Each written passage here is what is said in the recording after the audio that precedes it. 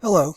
In this video I'm going to extend what we're learning about input and output and teach you a new template. First let's look at the template we learned last time. Oops, I'm having trouble typing.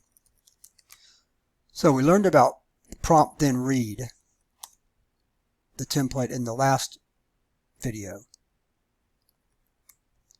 And in this video we're going to learn about another template called InputProcessOutput. And this template will actually use the prompt then read template in the input section of that template. So let's get started. What we're going to do is we're going to enter and average 3 test grades. And that would be a great way to demonstrate the input, process, and output portions of our program. So the first thing we're going to do is create variables for 3 grades. Whoops. And those are integers, and they'll be whole numbers. So we're going to prompt the user to enter their first grade and get that grade in. Then prompt the user to enter the second grade and then get that grade in. And then prompt the user to enter the third grade.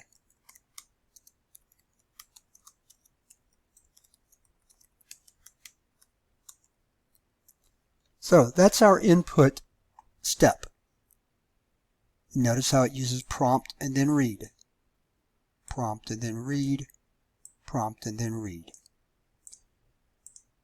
So the next step then is going to be to process those. So what we want to do is we have to compute the average. We have to do 2 things. We have to get the total, and then we have to divide by the number of grades. So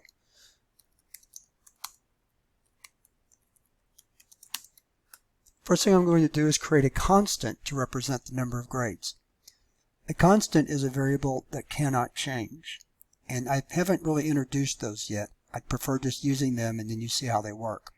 But anytime you want to introduce a variable that you know it's not going to change, then you should probably declare it as a constant. Okay, then I also need a total, so we'll put that there. And then I need an average variable, and the average could have a fractional part. It could be a floating point number, so we're going to make it a double. So the next step is to compute the total, so I'm going to do that by just adding the 3 grades together, very simply. Total is equal to grade 1 plus grade 2 plus grade 3. And then the average is equal to the total divided by the number of grades, which is my constant, num grades. And then finally, we're going to output the result. That's the last part of our template. So we're going to see out the average is average. So input,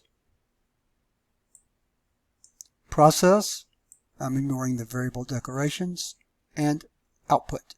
So let's run this program, see what we get. So the first grade says a 71, the second grade was an 83, and the third grade was an 87. Okay, now it says I made an 80, or it says the average is 80, but what I wonder is I wonder if there's possibly a fractional part there. So let me show you something. We're going to talk more about this later, but in this statement, or I'm sorry, in this expression right here, total divided by num grades, the division operator performs what's called integer division. And what that means is that if both of the numerator and the denominator are integers, then the result of that division is going to be an integer also, which means that I could easily end up with just a whole number without the fractional part. So what I really need to do is I need to convert one of these values into a double, but I don't want to do it. I could have just declared total as a double, but I don't like to do that because I like my variables to, the data type that I use is what is what I mean for that variable to be. In this case, I don't enter fractional grades. If you take a test, you make an 87. You don't make an 87.2. So I'm going to convert total temporarily to a double type using something called a static cast, which we will talk about more in depth in another video. But that static cast now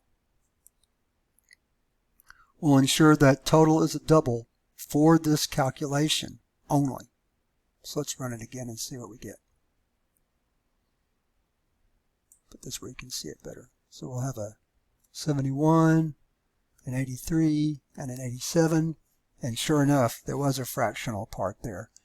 So it's 80.3333 is the real value. Now, that may not matter much if it doesn't round up to 81, but still, if you're trying to be precise, you need to make sure that in a division, that if there's going to be a fractional part, that either the numerator or the denominator is a floating point value. So let's summarize what we've learned in this video. We're using a template called InputProcessOutput. In it, it also includes a prompt then read. That's in the input step. Prompt, read, prompt, read, prompt, read.